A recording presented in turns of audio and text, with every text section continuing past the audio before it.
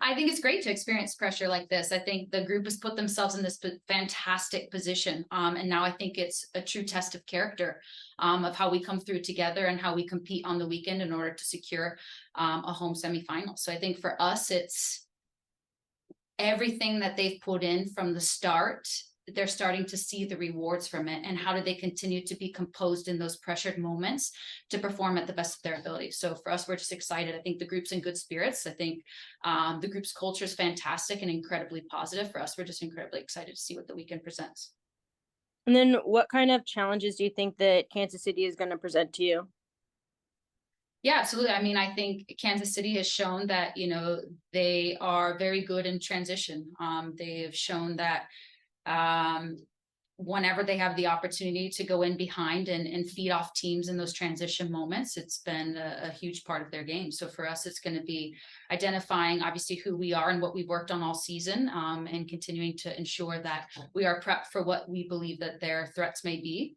But ultimately staying true to who we are and what our identity is, and making sure that we are prepared.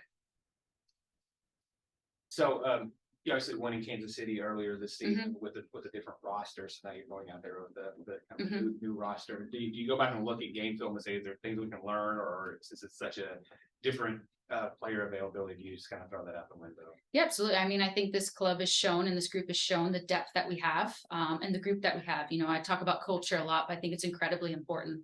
If you mesh well off the field, what you can accomplish on the field is incredible. So I think for us to show the group that we have, and for these players to get the minutes that they're getting, I think shows what this group is and how special this group is. And so I think for us, it's continuing to push who we are and what our identity is as these players continue to fill positions and continue to perform. So I think for us, it's just focusing on how we can continue to be better and how we can continue to be, obviously the best versions of ourselves, but we want to represent the city. And I think these players have shown that not only do we want to put a stamp on who we are within the league, we want to put a stamp on the city. And I think they have given everything that they have, and I think they will continue to do that. So how critical was the acquisition of a player like Jordan Baggett helped you during these last few Challenge Cup matches? Yeah, absolutely. I mean, I think you can see Jordy when she's walking around here with a big smile on her face. I think you talk about, again, culture, what she brings to that, and also what she brings to the field. She's a very technical player. She's very clean on the ball. She's very composed.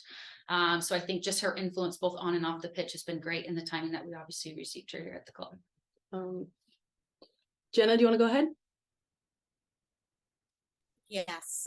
Thanks so much. Hi, Bev. Jenna Tonelli. How are you doing? Good. How are you? Doing well. Thank you so much for taking the time.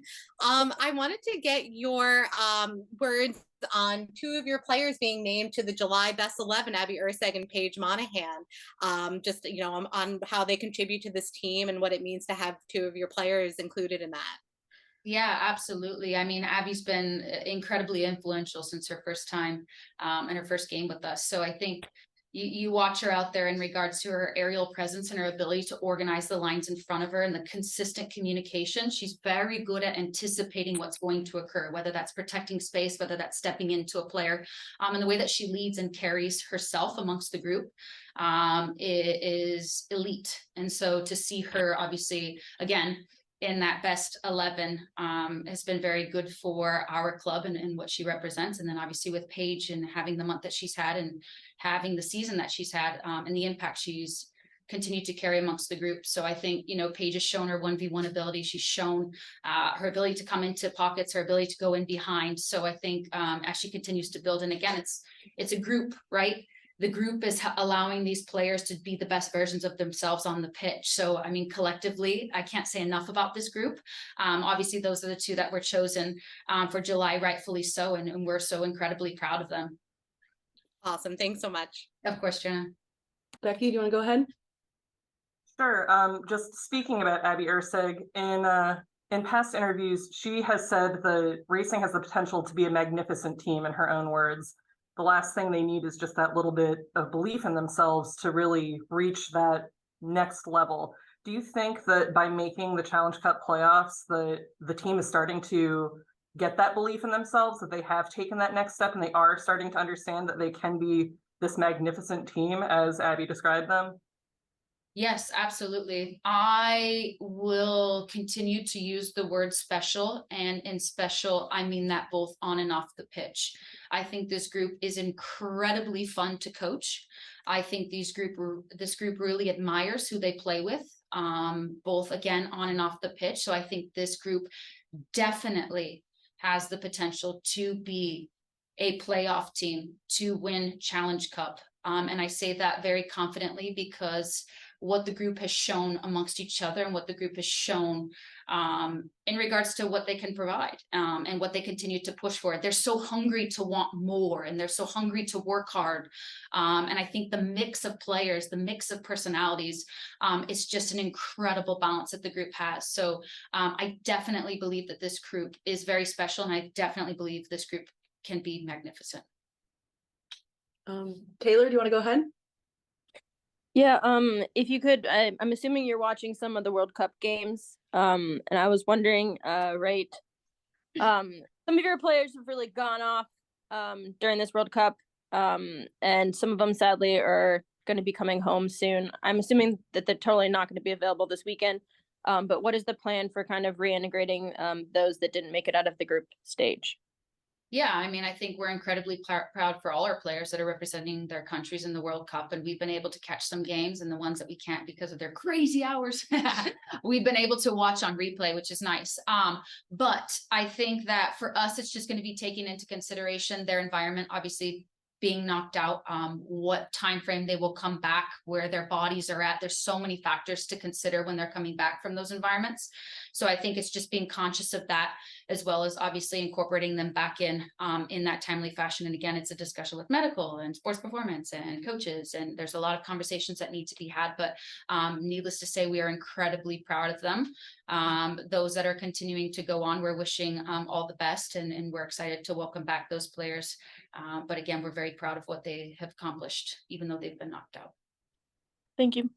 Absolutely. Yeah, when it comes to those players, they just dealt with a whole different coaching staff who's coaching Yes. them up in a different competition. Mhm. How much do you take from the film of what you saw in the World Cup to Mhm. reapply it to what you all want to do? And Mhm. I guess, is that form applicable Mhm. to the league itself? Yeah, no, I mean, I think it's interesting, right? And you see it across the board, even from players that are in this league, right? They go and play for their national teams in different positions or different asks within the same position that they compete here in the NWSL. And I think for us, it's just seeing their consistent ability amongst their groups, and obviously what we're aware of amongst our group. And I think it's just continuing to help them develop, and a lot of these players, again, you talk about players that have been with their national team for several years. You talk about players that are very new. It's their first World Cup, right? But what they all share in common is that they want to continue to get better. So when they come back into our environment, how do we continue to enhance who they are for the betterment of the group? And I think that's going to be key, more than this is a specific coaching style over this. It's how do we continue to make that player the best version of themselves within our group? Is there something you've seen from any of them where you were like, that's what I've been telling you can do, right? They show it there and you kind of can't wait for them to bring that back. Is there something that jumps out to you with any of them? Yeah, no, I think they're all very unique in their own ways. And I think for the uniqueness that they've brought to our club, and you can see it shine in different ways, whether that's different spaces on the field for their international side. I think for us, it's just continuing to reiterate A, what we think they're good at and what their uniqueness is, and B, where we think there's some improvements can be had and what we can do in order to make sure that those improvements continue to occur. But I think for us, it's just celebrating what that uniqueness is on the world stage. And I think they've proven that from all of our players that are representing their countries in the World Cup at the moment. And we obviously talk to Kim every week for getting an evaluation of the team, but from your eyes, from the start of the season to now, what facet of the game have you seen the biggest growth in this group, and where do you think you can still take another step? Yeah, I think it's a huge testament. I can't say enough how much I enjoy coaching this group. They're sponges. They want to pick up as much as they possibly can. They want to learn as much as they can. They're asking about clips. They're talking after practice. They're talking amongst each other. They're talking in units. They're talking in small groups. And I think that that's a huge testament to who they are as people and who they are as players. And I think for myself, speaking from the coaching side, it's an absolute joy to coach players that are eager to get better for the good of the group and want to be successful so bad together. And I think for me, that makes everything a little bit easier to coach. Obviously, as the assistant, I'm coaching more of the details, not necessarily the overall tactics, but the details within that. And it makes my job fun. It makes my job a little bit easier, but it also makes my job it makes me hungry for more as well as a coach. And so I think that hunger and just constant give and take of wanting to be the best that we can be and be as successful as we know we will and can be, has been a huge testament to this group. When you look up front at the forward, there's a lot of youth that have Mhm. gotten a lot of experience, and some of Mhm. that finishing touch, I guess, comes with that. Where do you think that improvement needs to come to convert a few more opportunities? Yeah, and I think it's the continuing, and that's a fine balance, right? It's a fine balance of, you know, missing opportunities and how quickly you let those go, and how you can be composed and provide consistency as the moments continue to present themselves. And it's a mentality, and it's continuing to train that mentality. Don't think anyone's perfect. I think the best players in the world miss opportunities all the time. I think it's continuing to help them feel confident in those moments, and those things might be different for one player over another, right? Then one might want more film, and one might want more tactics board. One might want more conversation, right? So you're just trying to figure out what it is that you can help provide them the composure and the consistency in those moments outside of what their attributes are. What are they really, really, really good at? And how can I continue to enhance that and build confidence in those areas to use those pieces for runs in the box, to use those pieces for that final finish. So I think for us, it's just continuing to do that. This is a bit of an off the beaten path. I think we've done a better job of asking mothers in soccer what it is like to go through the process of a pregnancy while you're in the middle of the season. I'm sure as a coach, it's stressful. Yeah. How do you try to manage that from where you're at? Yeah, no, and I think it's, you know, it's really incredible to see players having children and coming back. And I'm truly inspired by that as a former player. And I think now to experience it as a coach, and to be, obviously there's a few of us out there that are currently pregnant. But I think for me, it's just constantly trying to find that balance of, I'm an overexerter in general.